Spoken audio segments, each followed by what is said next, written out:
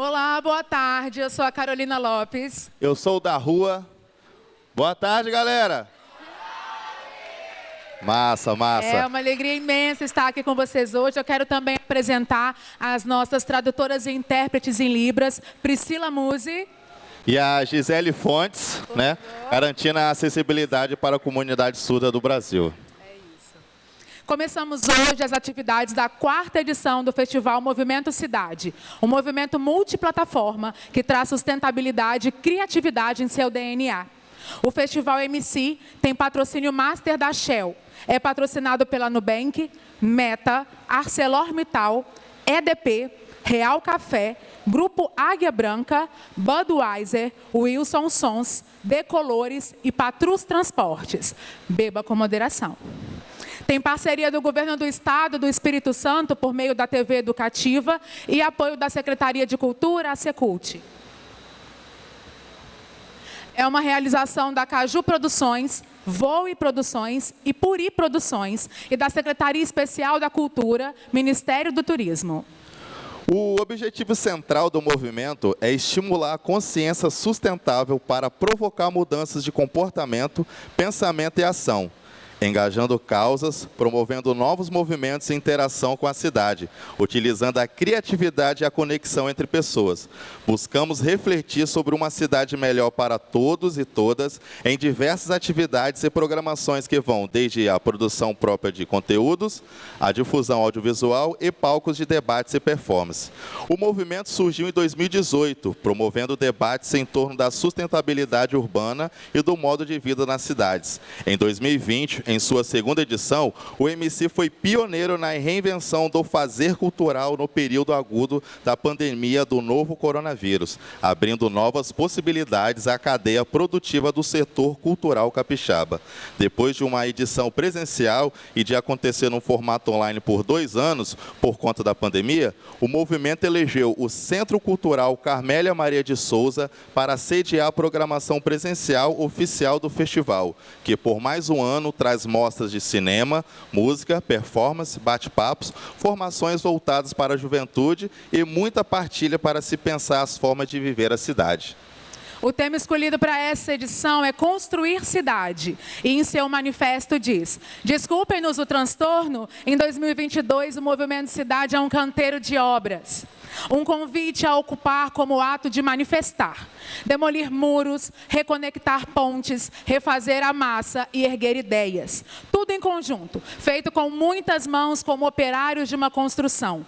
Pela arte, refletir, curtir e agir cidade, onde cada laje é um palco, cada muro é uma tela em branco e a cada praça um convite para troca. Puxadinhos de ideias, janelas de propósito, tijolo a tijolo, a gente projeta uma cidade humana, acolhedora, segura e viva, como uma casa.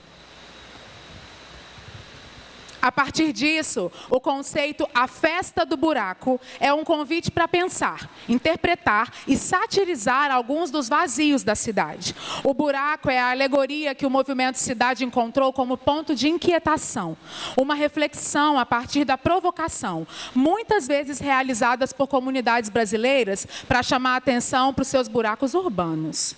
Com humor, a nossa ideia é provocar e ocupar os buracos culturais da nossa cidade, como o Centro Cultural Carmélia Maria de Souza, lugar icônico para a cultura do Espírito Santo. Ele será o ponto de encontro do MC com seu público depois de 2 edições virtuais. Aqui, colocamos a mão na massa para celebrar a diversidade, concretizando ideias e levantando estruturas.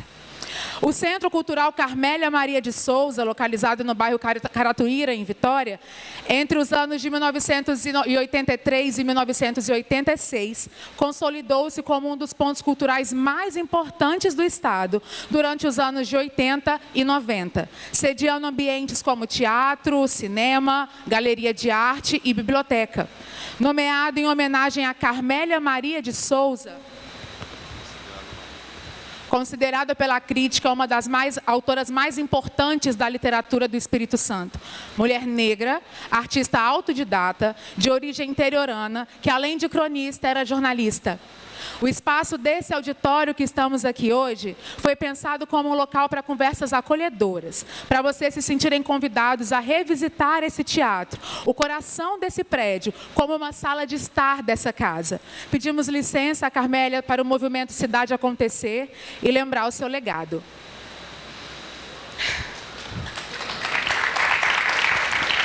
Para iniciar uma série de conversas que vão acontecer ao longo desses 3 dias, apresentamos o bate-papo Geração Rios do Futuro, que é o primeiro de uma série de conversas que compõe a programação do festival deste ano.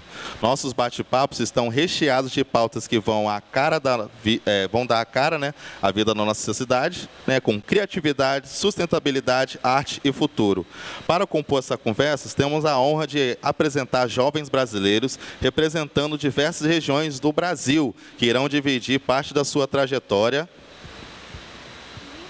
de luta e ativismo, convidando todos a fazerem parte desse movimento global em prol de um mundo mais justo, solidário e melhor. Avisamos também que toda a programação do Festival MC está sendo transmitida ao vivo pela TVE no canal 2.2 e no YouTube do Festival Movimento Cidade. Opa! Oi. Então vamos agora apresentar os convidados do nosso primeiro bate-papo, começando por Marcelo Rocha.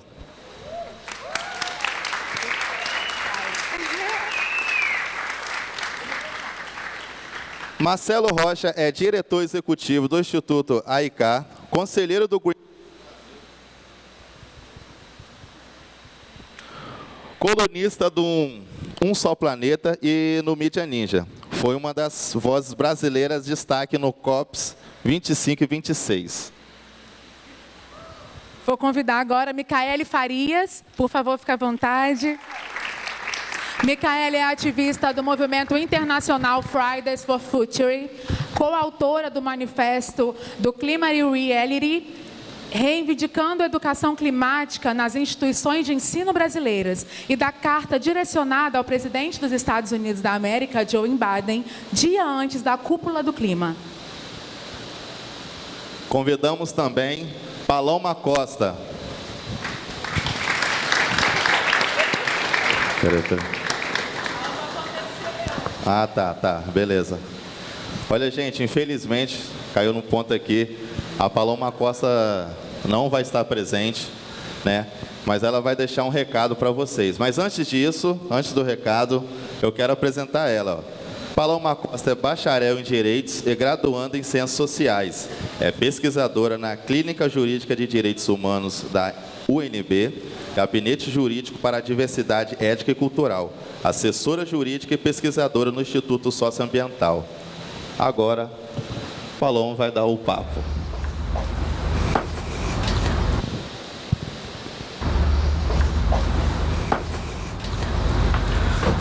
Olá pessoal, tudo bem? Eu me chamo Paloma Costa, eu sou uma das 7 jovens conselheiras do secretário-geral da ONU em Clima, sou assessora do Instituto Socioambiental, fui coordenadora do GT de Clima do Engajamundo e sou conselheira de diversas outras iniciativas, agências da ONU que tratam desse tema de sustentabilidade, meio ambiente, clima e juventudes. Bom, primeiramente eu queria dizer que eu queria muito estar aí presencialmente junto de vocês para que a gente pudesse interagir mesmo, trocar, construir coletivamente esse conhecimento, né?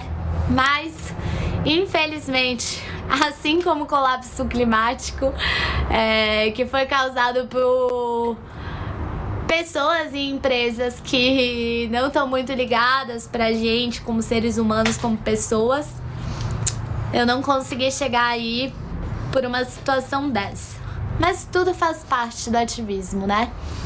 E, bom, pra começar contando pra vocês, eu acho importante trazer aqui alguns dados para que a gente entenda a dimensão do problema.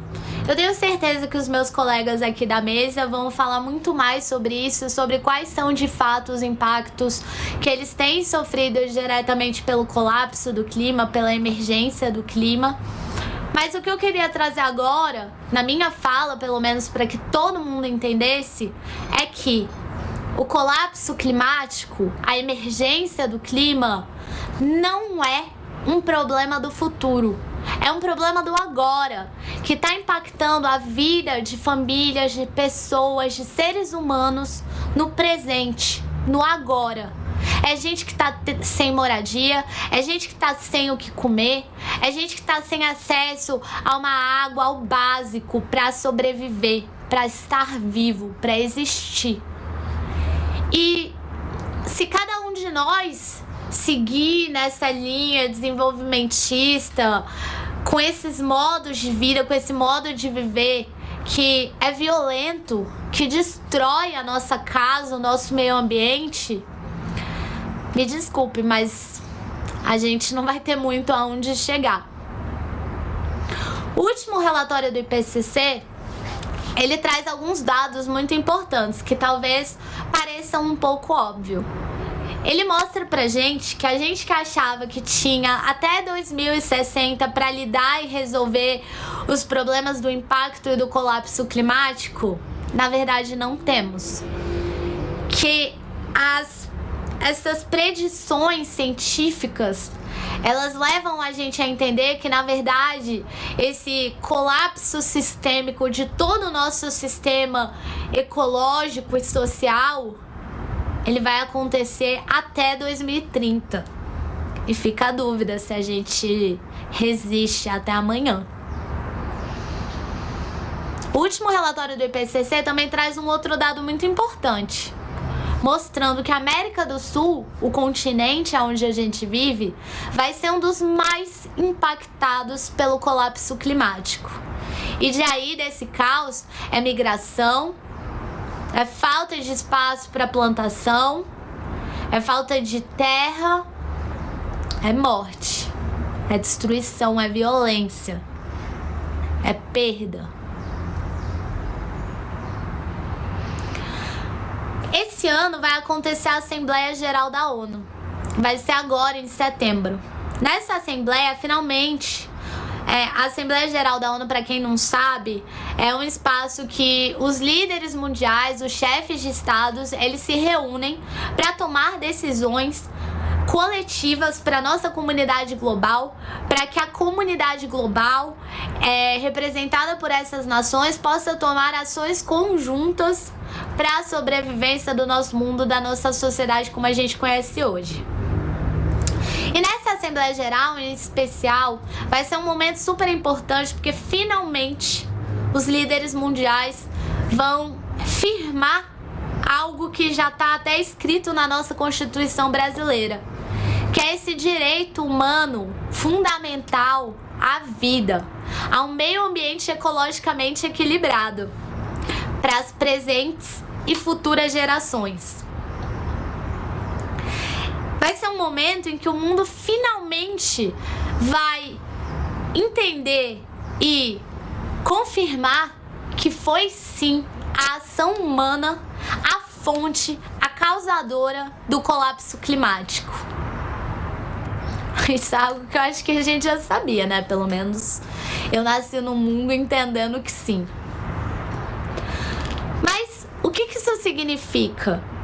Isso significa que a gente agora vai entender que cada um de nós somos responsáveis. Não é uma questão de quem tem a culpa, é uma questão de responsabilidade. Se o colapso climático foi causado pela ação humana, cabe aos humanos mudarem a sua forma de agir para que a gente possa garantir um mundo possível no presente e no futuro, para que a gente possa garantir um hoje e também um amanhã. E como Davi Yanomami, um grande xamã do povo Yanomami, me disse uma vez, quando ele estava dando pra gente, como juventudes, o arco e a flecha que ele recebeu do grande cacique Raoni Metuktire para lutar pelos direitos indígenas, que agora ele passava esse arco e essa flecha que é tão pesado para nós como juventudes, para a gente seguir por essa luta pela floresta em pé. Ele também me falou uma coisa que foi muito importante para mim. Quero entender que eu ocupo, talvez, em toda essa luta, esse lugar de alegria. Porque quando a gente fala de colapso climático, a gente está falando de violência, a gente está falando de ecocídio, de genocídio. Enquanto a gente deveria estar falando de justiça climática, justiça social, justiça racial, garantia dos direitos dos povos indígenas, dos povos originários, das comunidades tradicionais, respeito à existência. Mas não é isso que acontece. O que acontece são projetos de lei no Congresso Nacional, aqui em Brasília, onde eu vivo, que querem destruir o nosso direito ao bem viver, que querem flexibilizar o licenciamento ambiental, que querem jogar mais veneno na nossa comida, que querem liberar o garimpo e a mineração nos territórios indígenas e querem legalizar o roubo de terra para mais destruição, para o avanço do agronegócio com pecuária, com soja, com gado. Que vida é essa que a gente está priorizando? Sendo que a gente teria que estar priorizando a vida dos povos que estão ali na floresta, sustentando a floresta em pé. A gente tinha que estar valorizando a vida da negritude que está na favela, segurando toda a nossa sociedade, segurando o mundo. A gente tinha que estar trabalhando em comunidade, em afeto, porque, como também disse Davi, a gente só tem uma chance como humanidade se a gente entender que o céu tá caindo. E tá caindo para todo mundo. E quanto mais um segurando o céu junto, fica mais leve para todo mundo. Fica uma existência mais possível. E nesse sentido de alegria, eu queria pegar esse tempo que eu ainda tenho aqui um pouco para falar, só para dizer para vocês sobre o que a gente pode fazer. Porque mesmo que toda a destruição esteja vindo, a gente ainda tem alguma chance se a gente trabalhar juntos, se a gente se unir como coletividade e eleger pessoas que nos representam, cobrar dos candidatos um plano de governo que envolva uma agenda climática, que envolva uma participação cidadã, mas não nessa forma vaga de conselhos, de que pegam as nossas opiniões e fazem um documento, mas sim numa forma em que as nossas opiniões sejam levadas de forma deliberativa e que, para além de estar sentado na mesa, a gente segure junto a caneta de tomada de decisão. Eu vim aqui falar para vocês que a gente pode ser consciente sobre o que a gente consome em todos os sentidos, seja de informação, de não estar compartilhando fake news, seja de alimentação, de o que a gente consome de produto. Da onde vem essa comida que você compra? Quem você está beneficiando comprando essa comida? Da onde vem esse produto que você comprou? Qual foi o impacto que ele teve para chegar até você? Quem está sendo beneficiado com essa compra? O que você está incentivando comprando desse certo mercado, dessa certa empresa, dessa certa companhia? Essas são coisas que a gente tem que ter na nossa mente, no nosso dia a dia. E a gente tem que sempre, para participar efetivamente, lutar por o acesso à informação, por transparência, para que as empresas e companhias e governos e instituições que estejam tratando de pautas que impactem o nosso direito à vida fundamental, que consultem a gente e que disponibilizem de forma transparente as informações necessárias para que a gente possa decidir e participar efetivamente. Para participar efetivamente tem um tripé, né? É o acesso à informação, é uma educação de qualidade que a gente tem que lutar sim, que a gente tem que garantir que a gente tenha, por exemplo, o direito a uma educação climática, que faz parte do nosso currículo nacional, que a gente tenha direito a permanecer na universidade, que a gente tenha bolsa pesquisa, que a gente possa conectar o conhecimento acadêmico com o conhecimento que acontece no front. Como é que vai falar de clima sem trazer para essa conversa quem está sendo impactado pelo colapso climático? Quem vai saber mais sobre o que é esse impacto? Um modelo científico ou quem está sentindo na pele a fome, a falta de uma moradia? Acho que é óbvio. E para além de tudo, a gente tem que lutar por espaços formais de participação. As juventudes têm feito isso, saído das ruas, processado governos. Eu e Marcelo fizemos isso. A gente faz parte de conselhos formais que ainda não são deliberativos. Mas você também é parte dessa história. Todos nós e cada um de nós temos que ser herói dessa nossa história coletiva. Então, eu que já estou falando aqui há algum tempo, queria só deixar esse recado para vocês, que se a gente quer garantir uma existência, um meio ambiente, uma vida para cada um e todos nós, cabe a cada um de nós reflorestar a nossa consciência, o nosso coração e entender que se a gente quer sobreviver, que se a gente quer viver nesse mundo que vale a pena, olha a sua volta, vale muito a pena lutar pelo esse mundo. A gente tem que ser herói dessa nossa história coletiva. Então eu conto com você, para que você também se levante, assim como os povos da floresta têm levantado pela floresta em pé, e se junte a essa luta, porque o futuro, o presente, a luta pela vida é de todos nós. Away.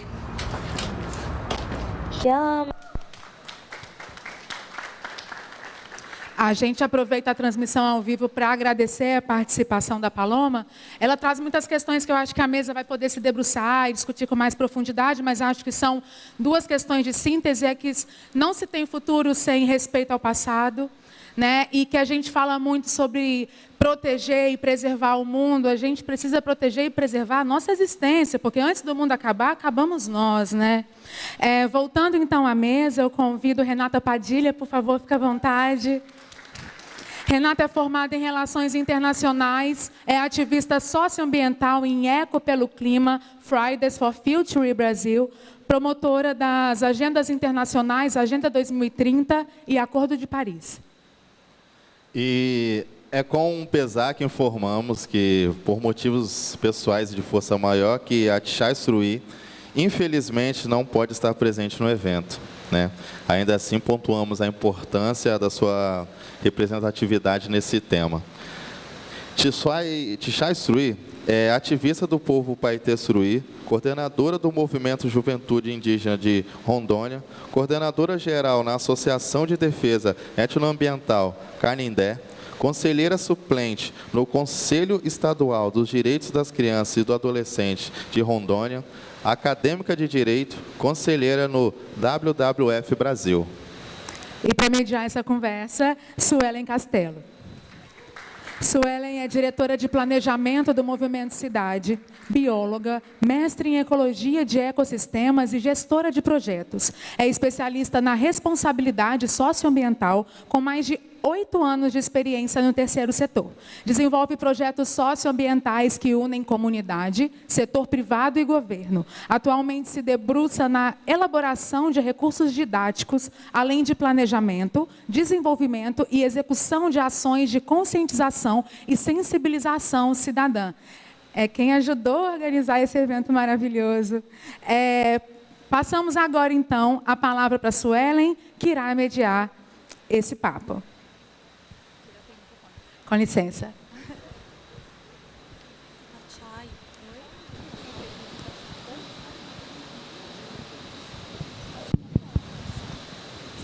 Oi. Gente, boa tarde. Então, antes de eu começar, a Tchai também tem um vídeo para passar para vocês. Então, vou pedir que agora seja colocado, antes da gente começar o nosso papo.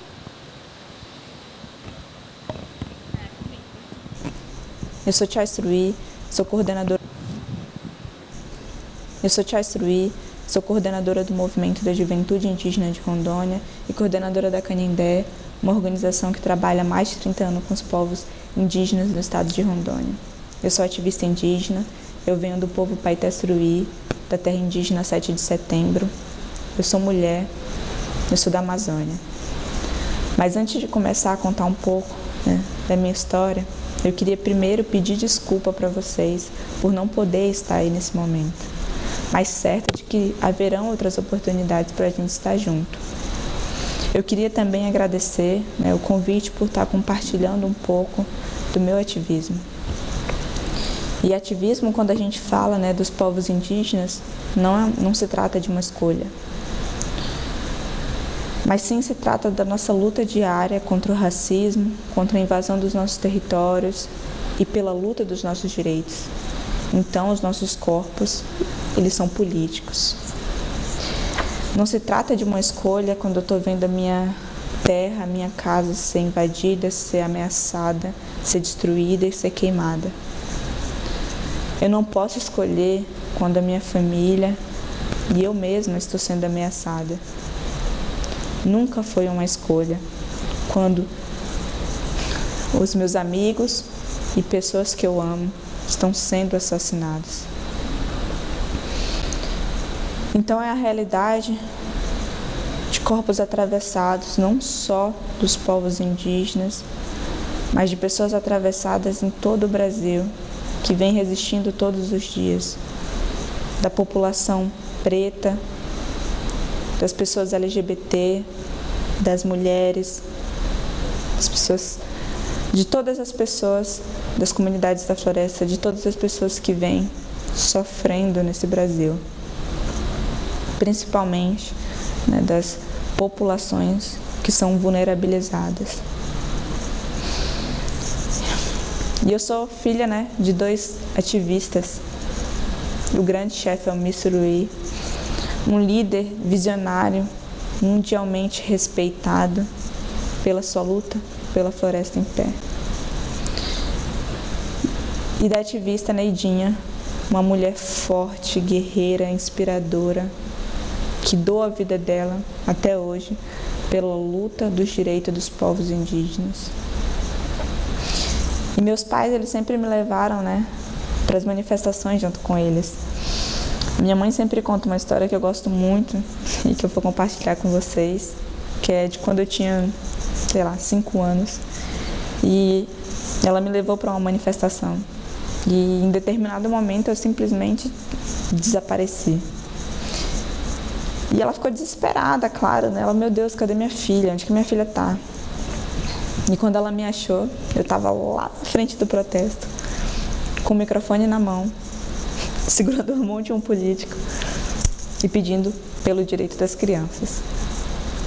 Então, isso é só um comecinho, né, de como, talvez da primeira ação de ativismo que eu tenha feito. Mas o meu ativismo continuou depois disso, né, em todos os lugares e locais que eu estava. Quando eu entrei na universidade, eu fui a primeira presidenta indígena do Centro Acadêmico de Direito da Universidade Federal de Rondônia. E a minha chapa, a gente levou, né, e tentou abrir discussões que não eram feitas na sala de aula e que não eram feitas na universidade, principalmente num curso elitista como o curso de Direito. Então a gente abriu discussões para falar dos povos indígenas, né, das pessoas LGBT, a gente abriu discussões para falar de desigualdade social e de muitas outras coisas. E depois disso eu fui trabalhar na Canindé, que é essa organização que hoje trabalha com 21 diferentes povos indígenas no estado de Rondônia e que hoje, em sua maioria, seus funcionários são indígenas e que com muito orgulho tem uma coordenadora indígena.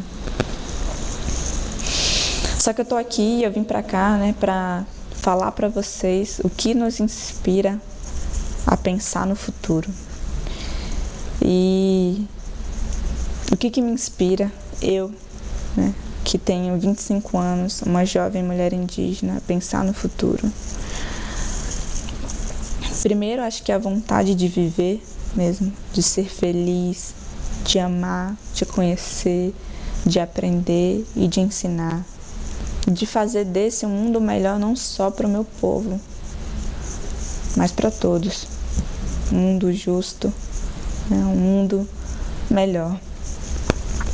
E o que me inspira, então, e o que deveria nos inspirar a promover mudanças nesse mundo? Eu acho que entender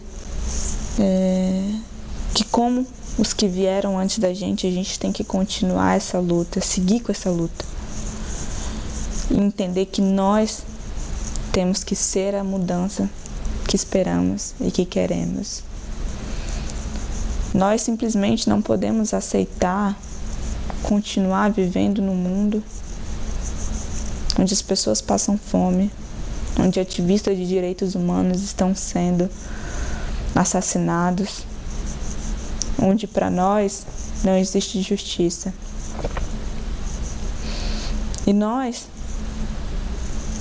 precisamos, então, entender que, como diria Emicida, se não for você, mano, quem vai ser, né? E dar as mãos e se unir nesse momento e lutar. Lutar por um mundo melhor. E não aceitar em nenhum lugar que estejamos mais injustiças. Né? Nunca nos calar. Não nos amedrontar. E levantar as nossas cabeças. Que a gente possa fazer desse mundo um lugar melhor. Que a gente possa construir juntos um lugar melhor. E isso significa, é claro, também pensar em coisas que já estão aí. O que significa um mundo melhor? Eu vim para cá também com vocês para falar das ODS, dos Objetivos de Desenvolvimento Sustentável nas cidades. Porque hoje eu sou uma indígena em contexto urbano. Hoje eu vivo na cidade. E isso significa acabar com a pobreza, com a desigualdade social. Isso significa, né, ter luz para todo mundo. Isso significa qualidade de vida.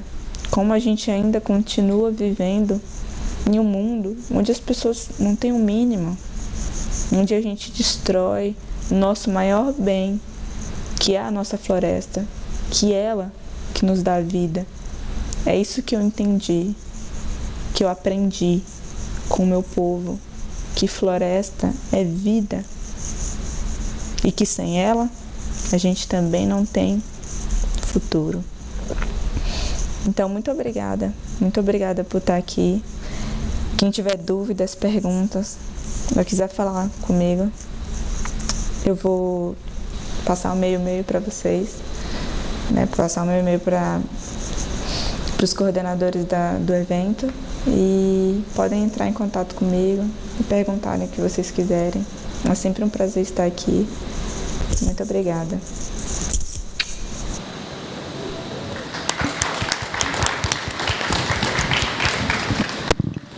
Bom, já tivemos uma aula aí, né, com a Paloma e com a Tchai.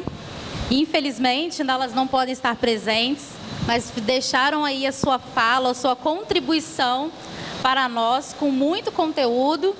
E, na verdade, nós vamos explanar um pouco mais sobre o que elas já falaram aí tão lindamente. O tema de hoje, do nosso primeiro bate-papo do Festival Movimento Cidade, é o que te inspira a pensar no futuro. Opa, agora o som. O que te inspira a pensar no futuro? E para falar sobre isso, eu vou começar falando o que me inspira a pensar no futuro. Eu, Suelen, preta, queria falar da menina Suelen. A menina Suelen, lá de 86, ela se inspirou, viveu com a natureza, esteve em contato com a natureza, mas calada, né? A gente é calado muito cedo. Então eu demorei para abrir meus olhos, para conseguir olhar o mundo e ver como eu poderia contribuir. Hoje, o que me inspira a pensar no futuro são pessoas como eles. Esses 3 aqui, ativistas maravilhosos, mais a Tchai e a Paloma. São eles hoje que me inspiram. Porque esses meninos falam assim, a gente é quase da mesma idade, né? Estou só dando uma aqui de... Mas, com uma diferença de idade que temos, vocês têm vivências maravilhosas, incríveis, e são exemplo para a sociedade. Então, vocês me inspiram como pessoas, como ativistas, com as suas histórias, com as suas experiências. Eu hoje encontrei com eles, a gente nunca tinha se encontrado pessoalmente, e aí eu saí abraçando eles como se a gente fosse best, e aí, tipo assim, a gente nunca tinha se visto, né? Mas a gente se segue, rede social tá aí, mas é porque eu realmente tenho muito orgulho de me aproximar e me conectar com pessoas como vocês. Então, o que me inspira hoje é saber que eu posso ir além, que eu também posso fazer meu papel e que com os exemplos como este eu posso ir ainda mais. E eu quero ouvi-los para conhecer e ver qual o próximo passo que, sabe, aí eu posso estar dando. O que inspira vocês?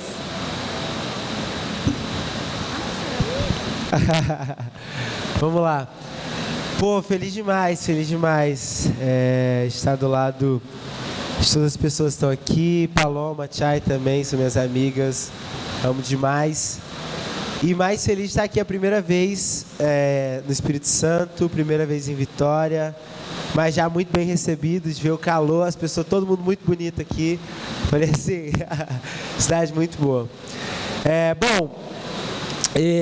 O que me inspira são pessoas também. Eu acho que desde que eu fundei o Instituto AICA, mas também a minha trajetória ela sempre passou muito por esse lugar de acreditar nas pessoas, de acreditar nos espaços, de acreditar o quanto a nossa trajetória ela passa por esse lugar de se encontrar no outro, sabe?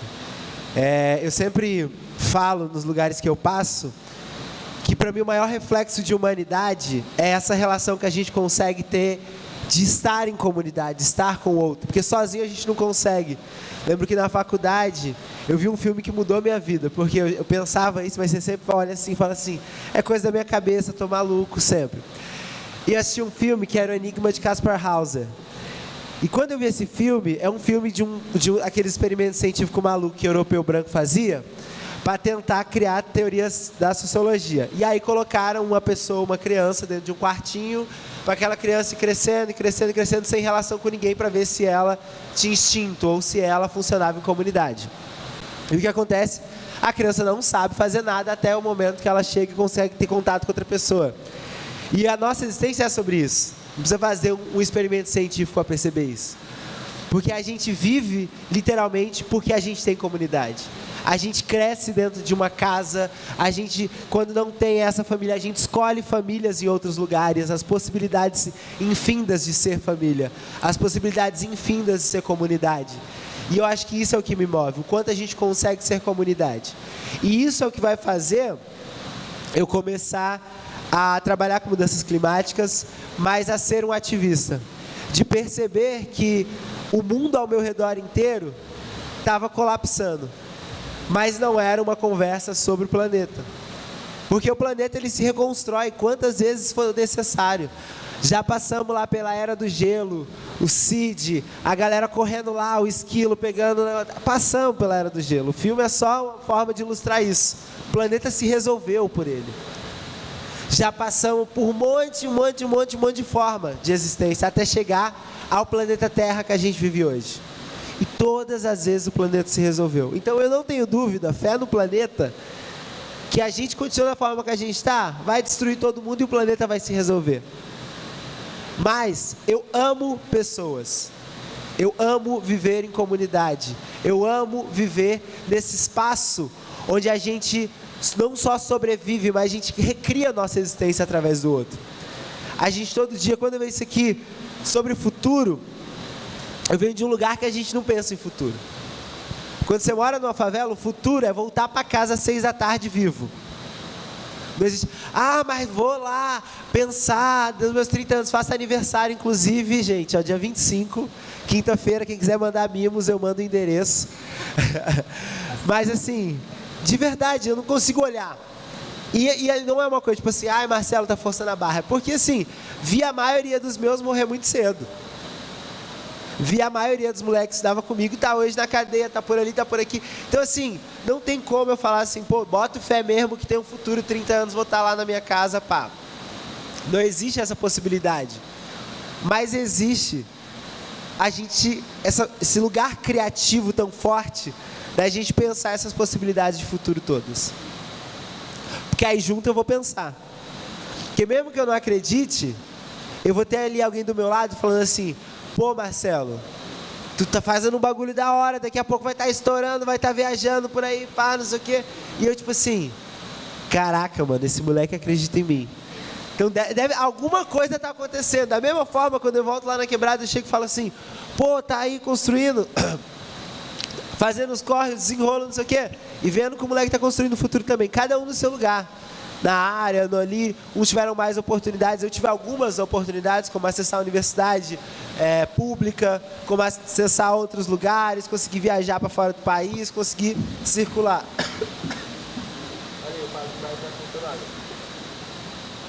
De conseguir circular. Mas também, o futuro não é só o extraordinário, o futuro é sobre o ordinário também.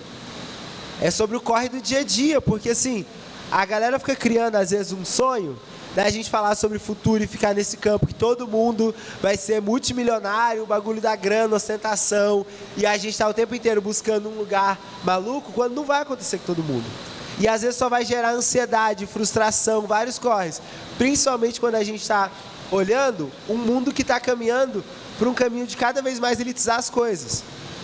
E a pauta climática é uma dessas. Porque quando eu me dei conta, falei, pô, trabalhava numa organização do terceiro setor, falou assim, Marcelo, a gente está pesquisando juventudes e ativismo, entendendo... Calma aí.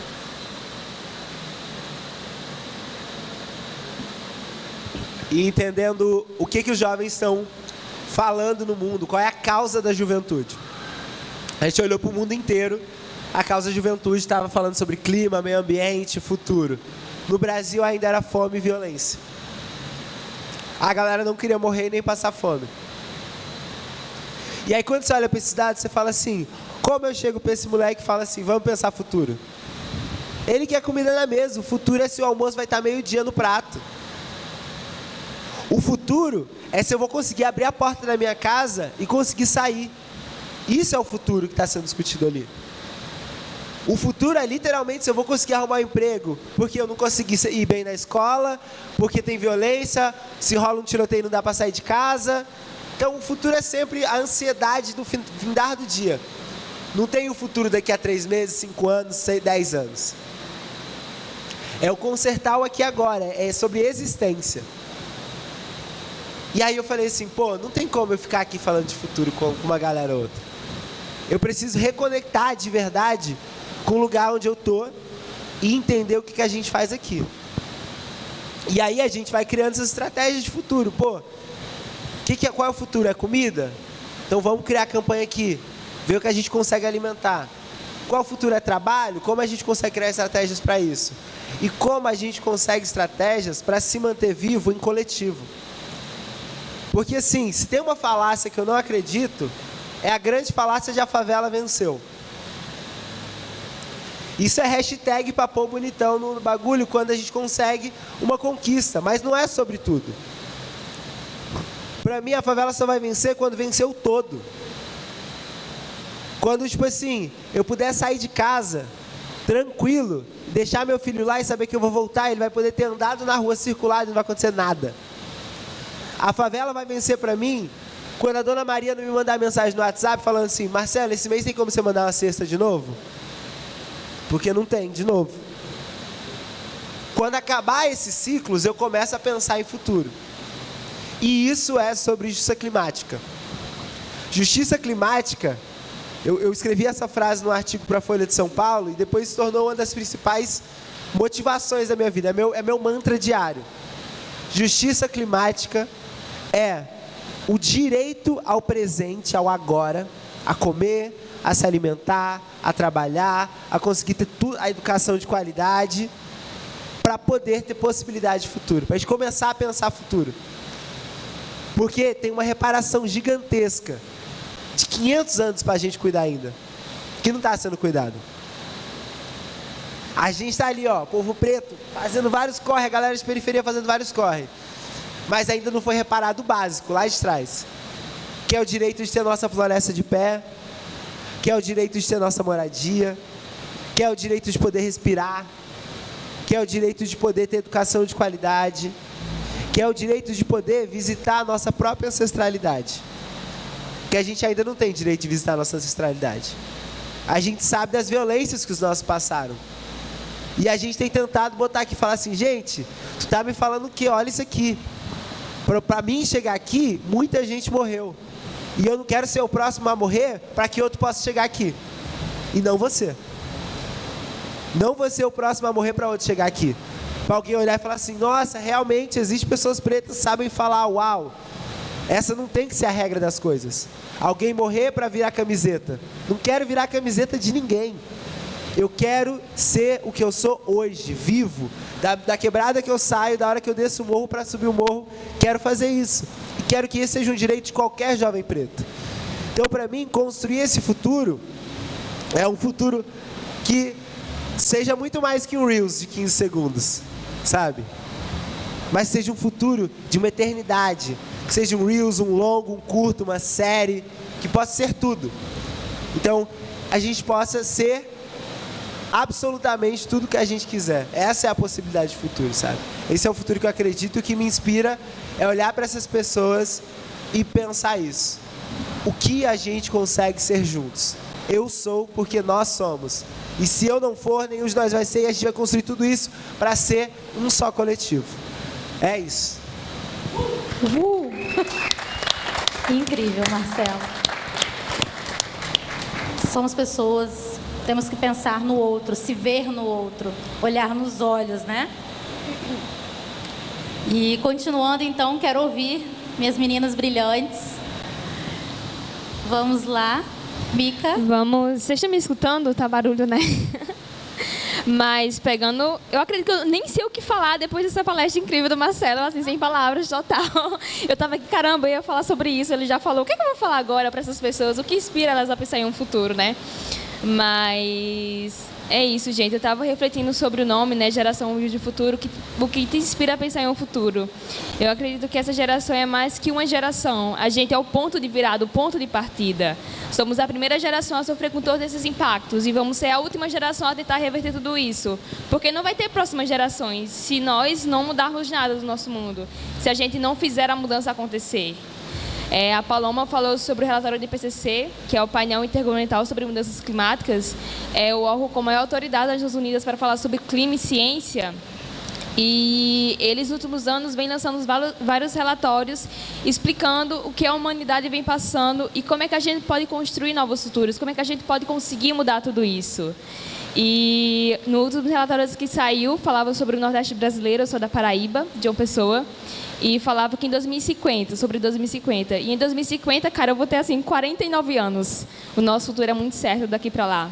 E falava que em 2050 o Nordeste brasileiro pode se tornar um deserto equivalente ao tamanho da Inglaterra.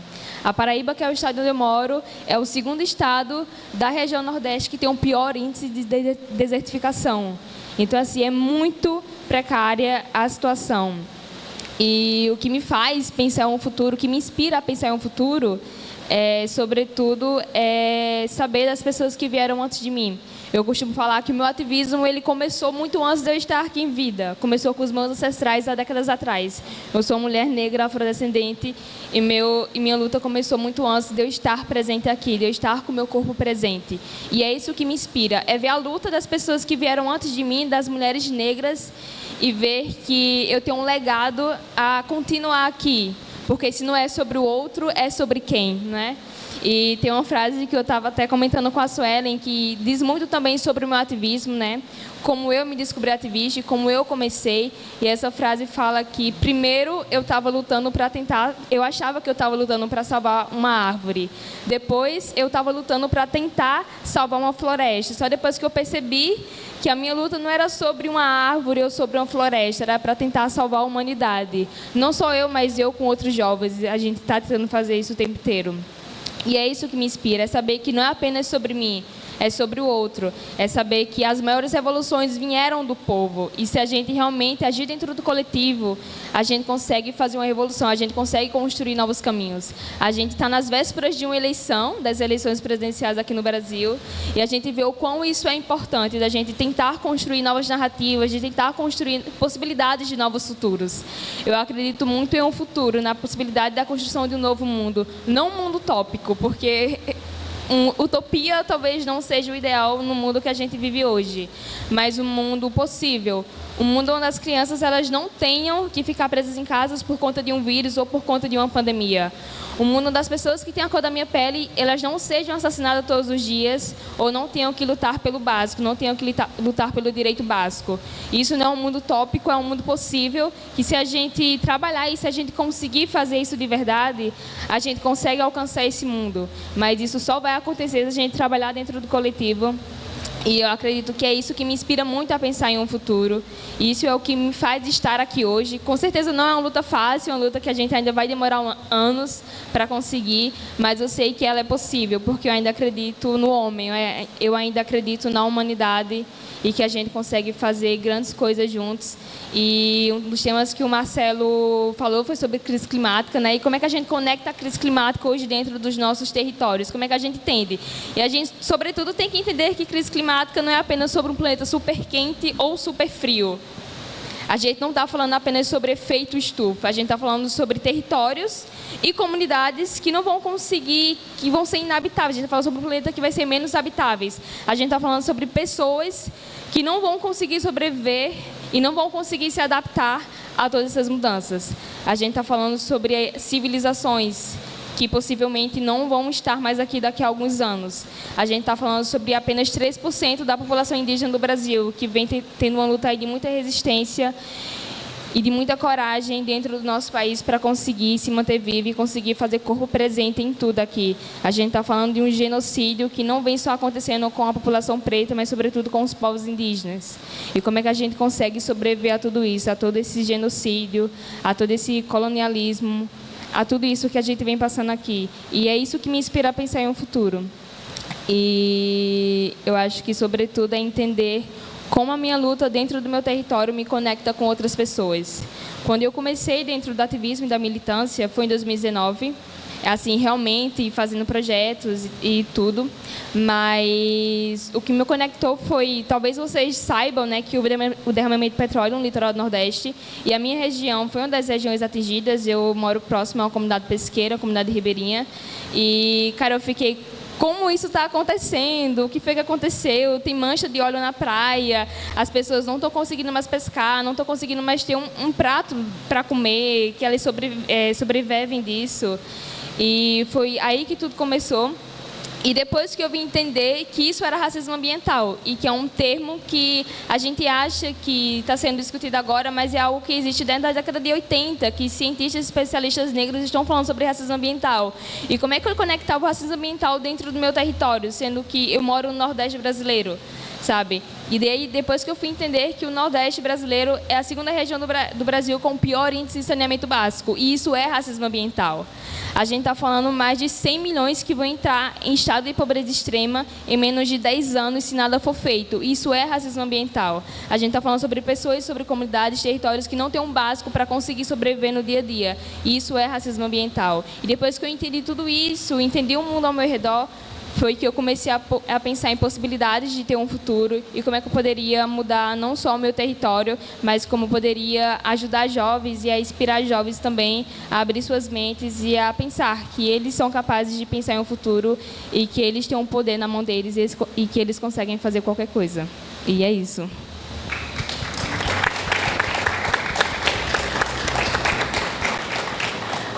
Mica foi maravilhosa na sua fala, né, contando a sua experiência de como começou. De como começou, o que tocou ela para ela perceber o processo de que ela podia fazer algo, que ela tinha que fazer algo, né? E quando a gente fala do que te inspira a pensar no futuro, ou de como o que a gente pode fazer para contribuir, porque muitas vezes a gente se coloca numa posição de que a gente não pode, de que a gente não tem como contribuir, que a gente não tem uma habilidade. Eu não sou como o Marcelo, eu não sou como a Mica, eu não sou como a Renata, então eu não posso lutar por uma causa, né? Eu não tenho uma causa. Então aqui a gente pode ver conexões, mas também raízes diferentes, porque somos diferentes. E como eles, cada um dentro da sua jornada, seguiu, né, no ativismo, segue no ativismo, com suas lutas, com as suas batalhas, porque não é fácil, mas assim, firme, porque acreditam nas pessoas. E a gente pensa no presente e a gente deseja um futuro, mas para que ele aconteça a gente tem que trabalhar agora. Então por isso a importância desse bate-papo. E agora eu quero ouvir Renata, querida, para falar um pouquinho também sobre o que te inspira, meu bem. Tá bem, muito obrigada. Antes de tudo, eu posso só ver as pessoas, posso só ver quem está aqui, saber com quem eu estou falando, no caso. A lâmpada, acho que seria a legal. luz de trás. Por favor. Produção. Sem óculos eu não enxergo nada. Tô só. Acho que não. Porque fica tudo meio escuro assim, eu não consigo ver quem eu estou falando. Opa. Acho que foi. Eu acho que não vai. Acho que não Mas vai. aí acho que é um pouco melhor, eu acho. Pode ser então, que assim fica menos pior. Então, oi gente, sou a Renata. Eu faço parte do Eco pelo Clima. O Eco pelo Clima é o núcleo estadual do... Nossa, incrível. Muito obrigada, moço. Uou! Muito bom. Oi, gente. Agora sim. Oi, gente. Oi. Ai, lindos. Então, eu faço parte do Eco pelo Clima, que é um movimento jovem que representa o Fridays for Future Brasil no Rio Grande do Sul. E, bom, o que me inspira muitas coisas me inspiram, mas basicamente o que me faz acordar todos os dias e ficar das 8 da manhã até 10 da noite tendo reuniões e viajando e me organizando com outros jovens é por entender que é o único caminho que a gente tem. O único caminho que a gente tem é a organização, é lutar pelo futuro em comum que a gente tem. Eu tive o privilégio de ter educação ambiental quando eu estava no ensino médio, no ensino fundamental. Foi através das aulas de educação ambiental com o meu professor Jorge Leão que eu pude entender o que era mudança climática, por que o clima estava mudando, e eu via isso acontecer dentro da minha casa. Eu sou de Porto Alegre, eu moro a 1h30 do centro de Porto Alegre, em um bairro chamado Restinga, que é um bairro periférico também, que sempre foi um bairro bastante esquecido pelo poder público. E era uma situação assim, que na minha casa, quando começava a chover, quando começava a ter um pouco de vento, eu já sabia que eu ia ficar 3, 4 dias sem luz, ou 3, 4 dias sem água, porque essa é a realidade de quem mora em zonas periféricas. E foi aí que eu entendi que, poxa, né, o meu papel ele tem que ir além de fazer reciclagem em casa, tem que ir além de xingar as pessoas na rua, quando eu vejo que elas colocam lixo no chão, eu era esse tipo de criança. Então, foi a partir das aulas e dos projetos que o professor trazia para a gente, que o professor ele era muito incrível, porque ele fazia com que a gente mesmo se organizasse dentro das nossas escolas. Então, foi durante esses momentos em que eu e meus colegas, nós fazíamos marchas pelo clima dentro do meu bairro. A gente parava o meu bairro para levar a educação ambiental para a população. Então, esse papel que a educação ambiental tem na escola é muito importante. E isso é algo que não precisa necessariamente um professor vir e colocar isso para a gente. Nós, como estudantes, também podemos nos organizar, não só nas escolas, mas também nas universidades. Mas foi aí que eu entendi que, esse aqui é o meu papel, isso aqui eu quero fazer para a minha vida, e eu quero fazer relações internacionais para trabalhar com acordos internacionais ambientais, que é o que eu venho fazendo desde então. Depois consegui durante o meu momento de ensino fundamental, dentro da universidade, eu consegui me organizar em outras organizações. Então, eu fiz parte do Greenpeace, onde eu nossa, alavancou bastante esse conhecimento ambiental que eu tinha. Também me organizei na IESEC, que é uma organização jovem que trabalha com os objetivos da ONU, onde as pessoas, né, os jovens, eles têm a possibilidade de ir para outros países para trabalhar os objetivos da ONU com comunidades em vulnerabilidade. Então, isso tudo me inspirou a criar um movimento, então, que é o Eco pelo Clima hoje, que eu comecei o Eco pelo Clima sozinha na cidade de Pelotas, que fica a 4 horas ali de Porto Alegre.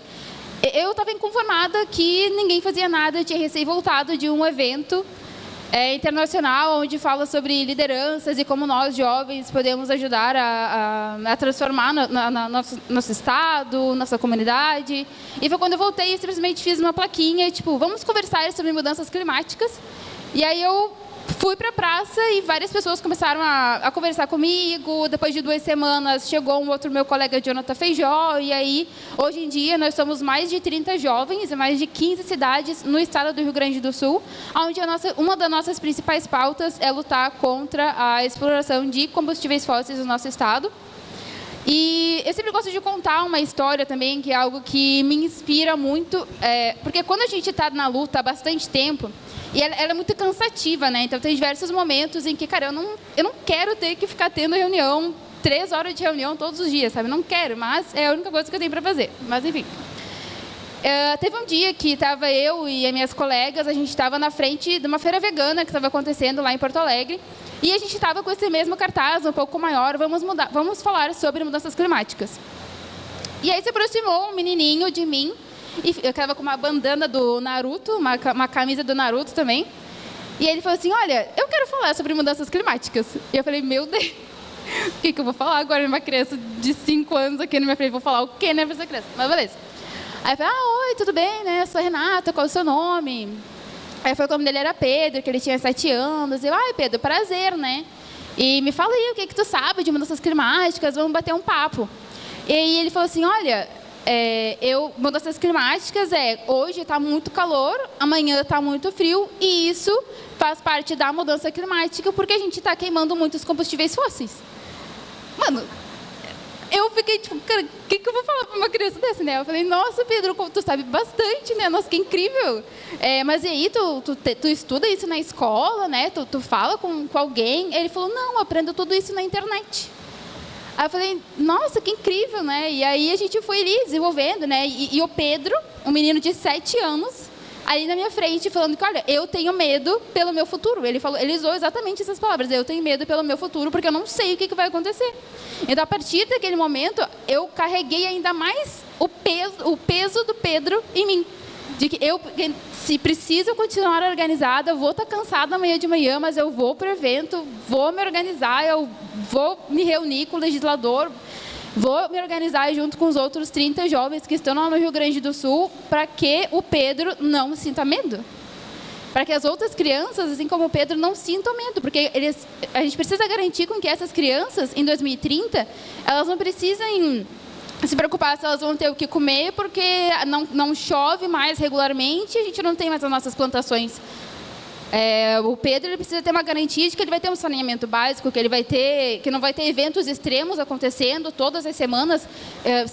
A quantidade de ciclones que aumentou no Rio Grande do Sul esse ano foi horrível. Se vocês verem as notícias da semana passada, diversas casas que foram assim, abarrotadas por causa dos ciclones e ventos muito fortes, que eram coisas que não aconteciam tão regularmente. Então, o que me inspira é isso, é saber que se eu não fizer isso, se eu não fizer isso junto com outras pessoas, junto com o pessoal que está lá no Rio Grande do Sul lutando comigo, mas com esse pessoal que está aqui, se vocês aqui também se organizando e lutando pelo nosso futuro comum, a gente não vai ter outro caminho.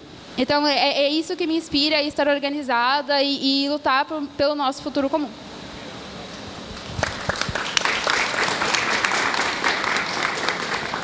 Quando eu falei que eles eram inspiradores, tá aí. Quando a gente fala, então, sobre inspiração, a gente quer dizer que todo mundo pode. Todos vocês podem contribuir, assim como eles, assim como eu, busco uma forma de contribuir para a sociedade, para o agora. O que eu posso fazer agora? E nosso tempo, infelizmente, está se encerrando. fiquei arrasada com a notícia que me deram, mas eu vou fechar pra gente, queria só uma falinha bem rápida de vocês sobre como a gente pode, como o outro, o que vocês poderiam falar para o outro, para a galera que está aqui, que está nos assistindo, como eles podem também olhar para si, se inspirar e fazer algo para um futuro melhor aí, né? Posso ir?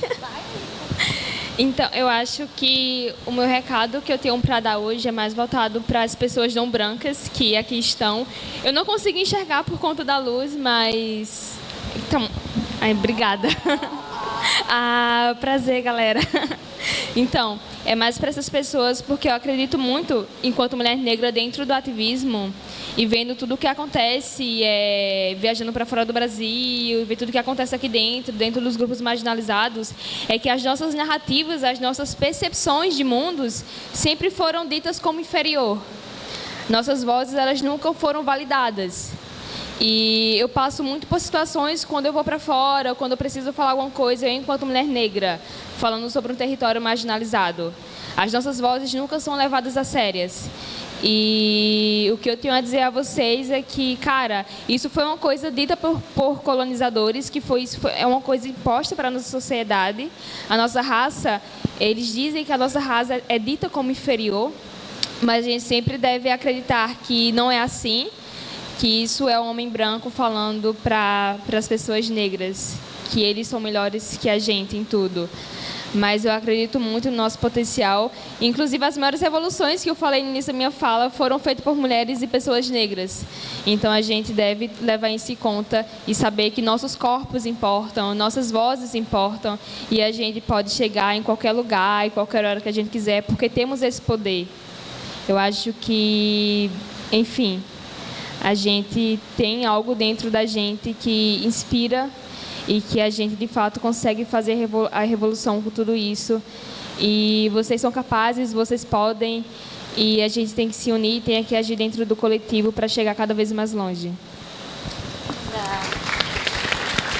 Somos potência, né, meus amigos? Você, Renata? Então, acho que, primeiro, é a gente pensar o que nos incomoda, que ponto-chave nos incomoda, e a partir daí pensar o que eu posso fazer em relação a isso, mesmo que seja algo pequeno, que nem a Mika falou. Mesmo que seja tu pegar um cartaz e ficar numa praça, aquilo ali vai causar um impacto em algum momento. Pode ser que demore 1 semana, 2 semanas, mas vai causar um impacto. Hoje em dia, uma das coisas que a internet trouxe, TikTok trouxe, Instagram trouxe, é essa facilidade de comunicação e levar conhecimento aonde o físico não alcança. Então, se você vê que existe algo que te incomoda e que você pode ver que nas redes sociais é uma forma de você conseguir fazer o seu ativismo, cara, vai lá. Tu não precisa do melhor celular, tu não precisa do melhor microfone, tu não precisa do melhor cenário. Faz o que tu tem com paixão e com vontade. Eu sempre gosto de falar também que tudo que a gente faz tem que ser por amor, né? O ativismo que a gente faz, se não tiver amor pelo que a gente faz, pela nossa luta, pelo próximo, ele se torna cada vez mais pesado. Então, encontrem algo que vocês se sintam incomodados e uma forma confortável para vocês de iniciar o seu ativismo, fortalecer o seu ativismo. E claro que a gente não consegue nada sozinho, então quanto mais vocês se organizarem, quanto mais vocês chamarem pessoas para estarem junto com vocês, vocês irão conseguir ir cada vez mais longe. Então, lembrar dessa coletividade é um ponto-chave para a gente conseguir causar realmente as transformações que a gente precisa. Eu agradeço muito o espaço, eu agradeço muito vocês estarem aqui. E espero ver vocês novamente, principalmente nas redes sociais, e criando bastante conteúdo aí sobre algo que incomoda em vocês. Maravilhosa. Marcelo, para fechar nosso papo. Boa. Feliz demais. Obrigado pelo convite, por nos receberem aqui. Fico muito, muito, muito feliz. E acho que a Mika já trouxe, mas queria reforçar isso. A gente não pode esquecer que a gente está no ano eleitoral. A gente não pode esquecer que a gente tem uma responsabilidade muito grande, muito, muito, muito grande. E o papo aqui não é sobre Lula ou Bolsonaro, porque é óbvio, Quem a gente deve votar não tem por que ficar falando, mas exatamente sobre, gente, legislativo. É muito importante a gente eleger um bom Congresso para o nosso país. Quem barra, quem vota, quem está ali movimentando tudo, assinando o PEC do veneno, assinando tudo isso que está para fazer que a gente vá mais retrocesso do que esses 500 anos que a gente está tentando reparar, é o Congresso Nacional, são as Assembleias Legislativas. Então é muito importante prestar atenção em quem a gente vota para colocar nesse Congresso. Votar em mulheres, votar em pessoas pretas, votar em pessoas indígenas, é importante para a gente mudar, para a gente transformar o nosso país dentro do Congresso Nacional, dentro da Assembleia. Então, todo mundo sabe que chega lá, a pessoa está tipo assim, vou votar em tal para presidente, mas não lembrei de nenhum deputado e vota nulo, vota branco. Não vote em branco, literalmente, em todos os sentidos. Vote... Não vote em branco, pega esse ano, pega seu voto, fala para a mãe, para a avó, para a tia, para a gente mudar o Congresso Nacional, para a gente mudar as nossas casas legislativas do país. Mais uma vez, obrigado e bora junto. Pessoal, então é isso. Não importa o que te incomode, o que importa é que você faça. Abrace a sua causa, vá para a luta, aproveite aí a tecnologia a nosso favor e vamos fazer a nossa parte. Nós somos cidadãos, nós temos o nosso dever de cidadão e de fazer boas escolhas e de contribuir para um futuro melhor para todos. Se a gente deseja o futuro, a gente tem que fazer agora. Agradeço muito a vocês estarem aqui conosco, aos convidados, e a vocês que estiveram aqui nos ouvindo no primeiro bate-papo do Festival Movimento Cidade. Obrigada, pessoal. Boa tarde.